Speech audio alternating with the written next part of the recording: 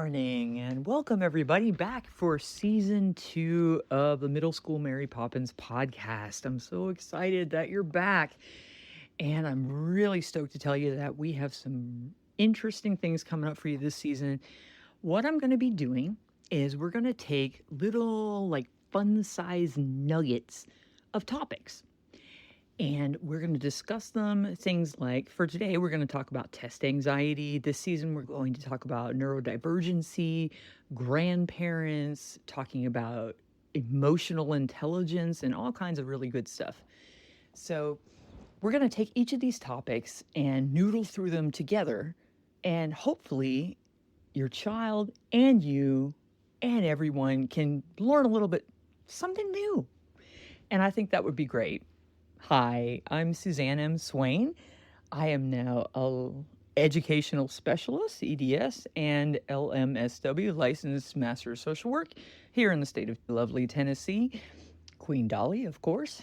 And I'm really happy to be back with you. I recorded the first season of my edu storytelling of sorts back in August. And I have waited until today to record another podcast. And the reason why is I wanted to spend that time with my kiddos. I wanted to learn from them and find out everything I could about how they work and what a therapy kind of environment could be like if I maybe change the rhetoric a little bit. Because a fourth of people are afraid to seek mental health support because they feel that they're going to get judged. And I hear that a lot. So I want to try to break some stereotypes, and I feel like we all need to know some things, and maybe it needs a teacher. Maybe teachers need to come back in a big way and say, y'all, come on now. So we just maybe need a little bit of happy juju to get us going again, right? So it's the end of the school year, and I have learned so much.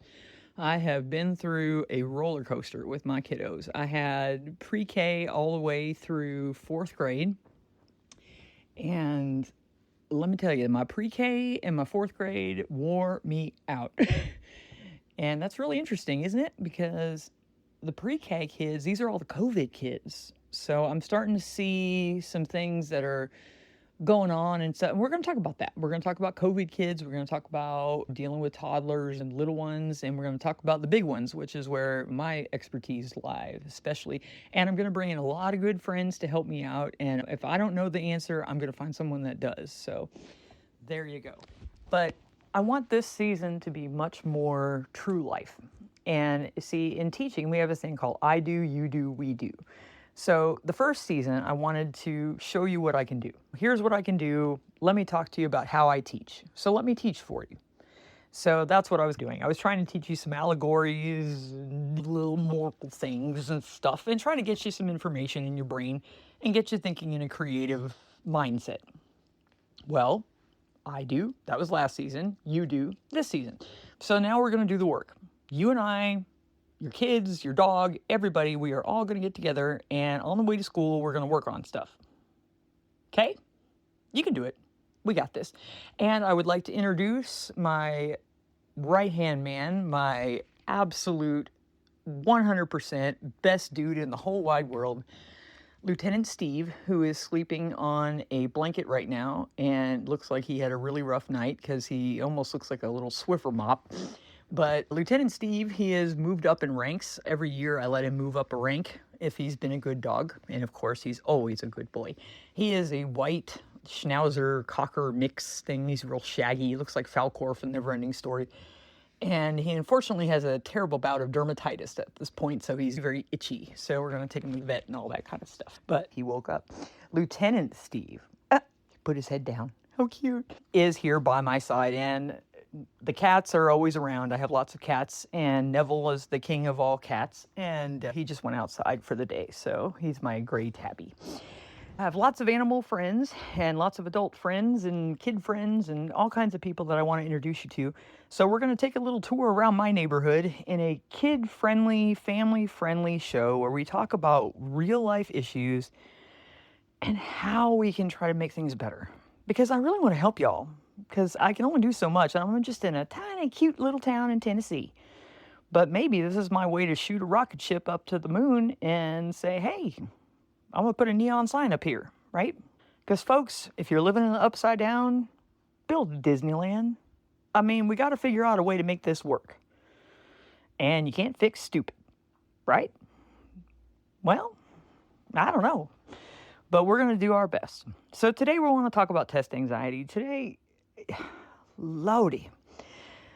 These high-stakes testing that the kids are subjected to are, word of the day, asinine. ASININE. Asinine, meaning silly, worthless, pointless, stupid. Kids really like saying that word because they think they're saying something else. But every good teacher knows that all of these end-of-the-year tests are all a bunch of politicians wanting to get their data and blah, blah, blah, bloggity, blah, blah. Yeah, we know that.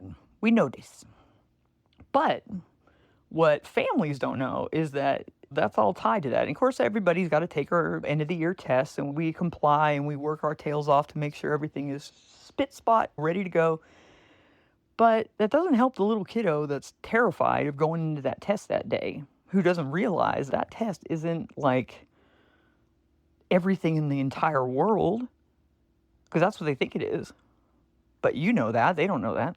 So, kiddo, are you going to take a test today? Okay, look, let me talk to you. It's going to be fine.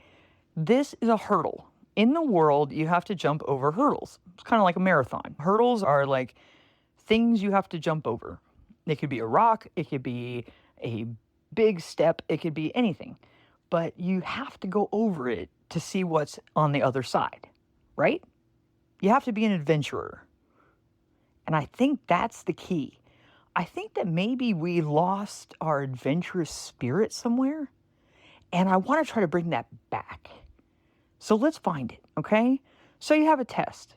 So let's think about your test, right? How do you outsmart your own test? You can do it. Oh, yeah. For example, these state tests, asinine, that the kids have to take. I get data and all that. I have mad respect for numbers, but every good teacher knows portfolio assessment is the way to go. And we just don't have a way to be able to make that work, and nobody will listen to us to say so. But so we got to take the bubble test. But kiddo, when you're taking the test, you're going to have multiple choice, right? And that multiple choice will have 4 answers, A, B, C, and D. Now, if they're mean, they might put all of the above or none of the above, but we'll get to that later. All right, so there are 4 answers. So what you want to do is read the question and look for any key words. But I want you to really look for words that like say all, always, sometimes, mostly, words that kind of mess with time, because that's a clue. See, you got to be like, blah, blah, blah, like Blue's Clues, and look for the clue. So the clue is the words. So look for words that say like, I always do this, or I never do that. When anything that bends time, that is a signifier that maybe, just maybe, you're off the track. So give it a shot. Okay, so now you could probably knock out 1 or 2 of the answers. Now, there's always a wild card. Okay, a wild card is one that kind of throws you off balance. So there's one that does not belong, right? So if you look at all 4 answers and say, which one of these is not like the other? Which one of these kind of the same? It's like that. That's from Sesame Street back in the day, y'all. You need to go watch that. And so when you figure out what the difference is, you're like, oh, well, that one's definitely not right. And usually that's a different answer. So now you're just down to 2. Well, I think you got a sporting shot after that, right? So this test, time, you can't stop time. Believe me, I have been chasing time my entire life. Time and I are, it's like, kind of like anxiety. It's like your best friend and your worst enemy all in the same. But time is going to pass, period. Just, it will pass. The test will happen. You're going to be fine. It's a hurdle. You just got to jump through things to prove that you can do things. It's in sports. In sports, you got to train, right? So why isn't it not the same thing in school? Teachers, we're sitting here all day doing brain training with you to make that brain as strong and powerful as possible. But perhaps we have not gotten from what I've learned this year, the message across that the reason why we are learning all this stuff is that we're really trying to beef up your brain and get it all jacked. I've spent my entire life trying to jack my brain. I've read over 7,000 books in my life. Yeah. I've written 3 dissertation papers for fun. I am like ridiculous nerd. I just want to know everything. Like, I cannot stop learning. I have to learn. If I don't learn, I feel like I'm going to die. And I think that it also is something really important. So if you're dealing with test anxiety today, kiddos, it's not about the test. It's about, what did you learn? What do you take from it? Like, when you walk away, what did you remember? So think about that. Think about what you learned when you took all of the classes and all of the activities and things you did to get ready for the test. Think about that and calm down. Because also, one thing I've learned this year is that I can turn off my emotional brain and my thinking brain. But I have autism. So I can do that. I don't think other people can do that. I don't live in someone else's brain, so I can't tell you this. But maybe I can help you to show you how to kind of say, inside out characters, can you take a seat? Let sadness run the show for a little while, because we need intelligence and emotional empathy and all that stuff to run it down for a while. Anxiety, we're going to sit you down, girl. But anxiety is a great helper. Anxiety is a great helper. So don't forget that. Anxiety is just imagination not having any fun. Anxiety is extremely capable. So if you're feeling stressed about this test, that's anxiety. You are capable. That's showing me right now that you are capable of doing this test. Yeah, that's right. You can do it. You're going to be fine. What are they going to do? It's like, they're not going to like put you on a raft and send you out and hope you get to Valhalla someday. This is not the end of times. This test is a simple little hurdle to cross into a much bigger field of beautiful rainbows and flowers. So you're going to be fine. Now, I told you I would tell you about all the above, none of the above.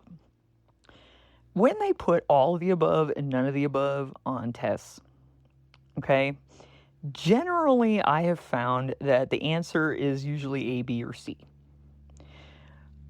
But you want to check. You do want to check mathing. I try to think of it as puzzling. I do my best, but I am not a math person. My mother was such a math person, but I am not math.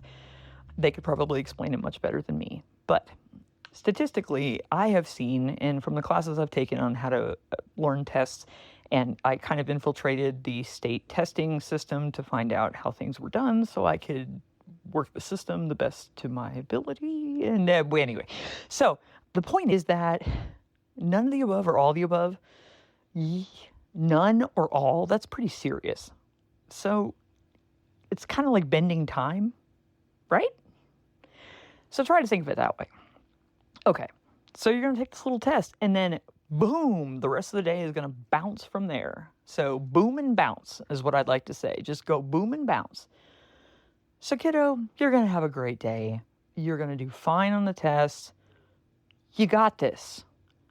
And if I'm talking to an adult, then your inner kiddo is scared too. And if this helps you, good. That's great. I'm happy for you. But I'm proud of you, and I want you to be better. That's why I'm doing this podcast right now. I want everybody to be better. And I think it may just take a teacher.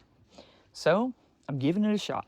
Now, hi, Steve. Well, Steve's awake, and I've got to go take him for a walk. So I'll say goodbye for now, and I will record another episode on emotional intelligence and grandparents and stuff.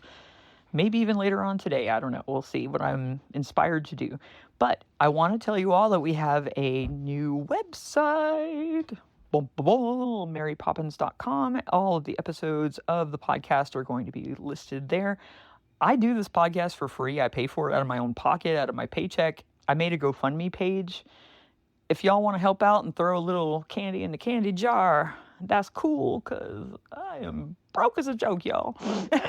But I have a tendency to spend a lot of my money on my kids, but not in the sense of like buying them gifts or anything, but like I buy cool stuff for the room, like an Oculus. We're going to talk about virtual reality therapy and why everyone should do virtual reality. Oh, yes, maybe I'll do that one next. I don't know. We'll see. So, this season, microbites, little topics, lots of discussion, working through those emotions. And the next season, you do. That's where I'm going to go out and talk to you guys about what all you're doing in your neighborhoods. So, season 3 is going to be a lot of fun, but I'm going to record probably, I don't know, maybe 15 or 20 episodes in little bites this season. So, stay tuned. Check it out. I'll be back with you as soon as I can, and I hope everybody has a wonderful day. Stay clever, little foxes, and go ace that test. You got this. Come on now.